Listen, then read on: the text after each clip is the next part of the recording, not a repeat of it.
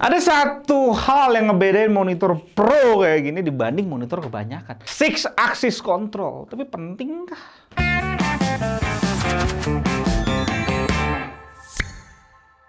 Perlu nggak sih sebenarnya lu consider monitor yang dimarketingin sama brandnya monitor profesional? Untuk menjawab itu, gue mesti review monitor profesional tentunya. ViewSonic VP27562 2K. Sebelumnya kita udah review monitor productivity dari ViewSonic, tapi itu model tahun 2020. Dan di 2021, ViewSonic keluarin lagi nih line up terbarunya, monitor di sebelah gue ini. Dan kelihatannya tipe 1 ini bukan seri lanjutnya dari 2768A yang kemarin, karena di sini nggak ada fitur daisy chain dan port LAN juga dihilangin. Portnya udah ngadep ke bawah, cakep untuk pakein bracket di face-nya yang 100x100. Di belakangnya ada 2 lubang keluaran speaker ke arah belakang yang 2x2 watt.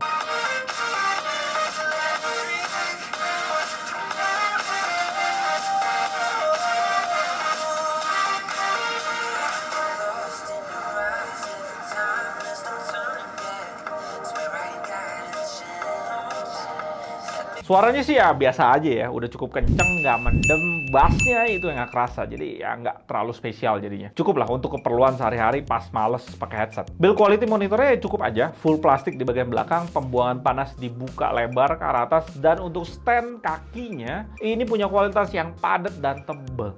Kakinya cukup estetik juga, dibikinnya kayak melengkung gitu. Ergo stand sangat lengkap, tilt, head adjustment, swivel, dan vertikal bisa 2 arah, dan semuanya mulus banget, kualitasnya pas dimainin. Yaitu nilai lebihnya monitor productivity sih. ViewSonic tentunya marketingin produk ini dengan banyak fitur-fitur untuk profesional di websitenya. Pantone validated, sRGB 100%, Delta E di bawah 2, dan factory pre-calibrated atau bahasa Indonesia itu sudah dikalibrasi langsung dari pabrik. Dan tentunya pertanyaan yang selalu muncul di kepala gue dan mungkin lu juga, sebenarnya apa sih bagusnya monitor productivity? Pertanyaan itu selalu mengganggu pikiran gue setiap kali nge-review monitor fokus productivity kayak gini. Karena jelas banget kalau kita lihat dari harganya aja nih, di 5,1 juta, dia nyerempet banyak monitor di pasaran yang secara spek di atas kertasnya ini kelihatan jelas banget sebenarnya di atas monitor ini. Sebut aja Lenovo G27Q20 atau bahkan dari ViewSonic sendiri ada XG2705 2K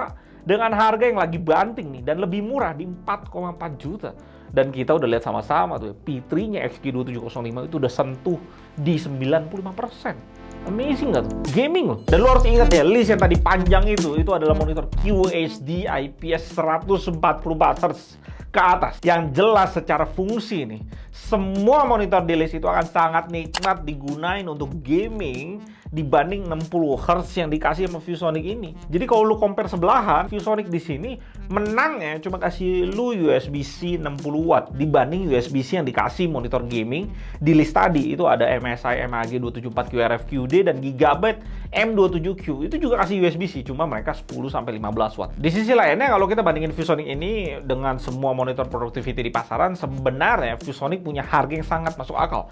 Karena biasanya tuh monitor USB-C itu lebih mahal 1 juta dibanding monitor di segmen yang sama tanpa USB-C. Kalian bisa lihat di list itu ada QHD non USB-C rata-rata 3,5 sampai 4 jutaan. Ya walaupun di sana sebenarnya ada yang lebih murah daripada ViewSonic, ya tanpa kalibrasi, tanpa Pantone validated. Di situ ada AOC yang lagi-lagi nyikat di segmen ini dengan ngeluarin QHD USB-C-nya dengan cuma 4,1 juta. Cuma karena itu AOC dan itu productivity, ya gue agak skeptik ya. Karena banyak monitor productivity AOC yang kita tes kurang kualitasnya, beda sama gaming. Dengan kita tahu list harga monitor di pasaran, ViewSonic ini benar-benar harus deliver kualitas akurasi warna yang baik supaya tetap punya nilai jual yang tinggi. Secara spek, ViewSonic ini punya panel bit depth 8 bits dengan banyak tulisan tentang color gamutnya. Jadi kita langsung aja tes. Secara gamut memang udah hasilnya 100% sRGB, tapi kalau kita lihat P3 ya cukup aja sih, cuma 82%. Adobe RGB cuma dapetin 78%. Dengan gamut yang nggak tinggi kayak gitu ya, Rec 2020-nya cuma sentuh 59%. Dan kalau kita bandingin sama semua monitor white gamut lain yang kita udah tes, sebenarnya ViewSonic ini lebih condong ke arah kualitas monitor entry. Kayak di sana ada ThinkVision. Akurasi putihnya cukup bagus, kelihatan memang udah dikalibrasi dari pabrik karena white balance-nya cukup rapet untuk ketiga warnanya dengan CCT di 6600. Sayangnya gamanya nggak mepet ke 2,1. sehingga hasil putihnya masih agak kurang rapi di 7,71 delta I. Dibanding dengan yang lain sih, ViewSonic tetap punya kualitas yang baik secara treatment pabrik ke monitornya. Sedangkan di saturasi warnanya memang udah rapih di angka 4. Efeknya akurasi warna sRGB-nya memang bisa kita bilang sangat akurat kalau kita mengacu ke delta I 2000 di angka di bawah 2, udah sesuai klaimnya ViewSonic. Walaupun ketika standarnya kita naikin ke ITP tetap keluar di angka 6. Di palet sRGB memang bisa dibilang ViewSonic ini salah satu yang terbaik akurasi warnanya, walaupun kembali kita bisa lihat sama-sama monitor gaming kayak Madview GT 27 inch bisa punya akurasi sRGB yang lebih baik. Sayangnya di Adobe RGB saturasi warnanya bisa dibilang biasa saja. Akurasi warnanya juga masuk kelas biasa aja.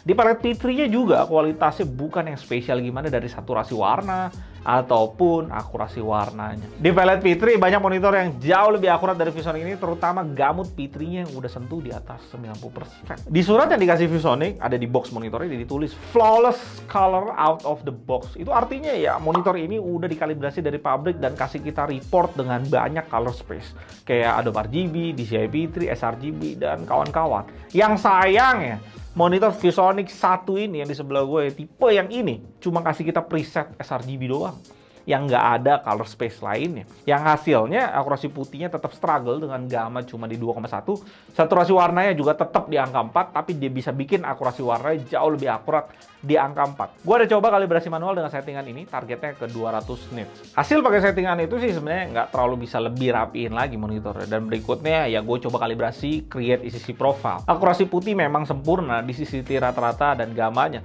tapi di saturasi dan akurasi warnanya mirip dengan preset sRGB yang dikasih sama ViewSonic. Secara kontras yang dihasilkan monitornya udah bagus, untuk panel IPS udah di 1000 lebih banding 1. Walaupun ya hasil ini masih jauh dibanding panel VA yang bisa kasih kita berkali-kali lipat di atasnya. Sedangkan di brightness-nya ini udah bagus banget, udah hampir sentuh 400 nits. Dengan kualitas kayak gini, mau kondisi ruangan lu dengan cahaya gimana pun bisa diservis dengan baik. Dan jangan lupa kita sekirin hal-hal yang nggak penting di ViewSonic. Ini juga ada surat-suratan, intinya isinya terima kasih. Kalau lu baca, silahkan. Kelengkapan lainnya tuh lengkap banget. 2 kabel power beda kepala, USB-C to USB-C atau biasa kita bilang ini kabel Thunderbolt yang support display, kabel USB hub, kabel HDMI, dan terakhir dikasih kita pin buat colok di kaki monitornya untuk matiin head adjustment-nya kalau lu mau. Dan di akhir ini pasti lu tanya, "Bang, terus monitor yang klaim pro kayak gini bedanya apa sama yang biasa?" Sebenarnya ada satu fitur yang ngebedain monitor ini dengan monitor kebanyakan. Tapi ini teknis banget. Gue bikin sesingkat mungkin ya buat kalian ya. Jadi ada settingan OSD untuk ngatur hue dan saturation. Hue. Dia ada settingan OSD untuk ngatur hue dan saturation, dan di Calman ada kalibrasi yang namanya CMS atau Color Management System yang bisa kalibrasi warna menurut 3D Lab. Kalian bisa lihat ya, magentanya gue rubah, dia akan gerak warnanya di paletnya. Dan untuk setting ini, kalian mesti ngerti hue error, saturation error, dan luminance error yang diwakilin sama delta L, C, dan H. Mampus ya lo. Gue belajar juga kayak orang gila untuk ngerti hal kayak ginian doang.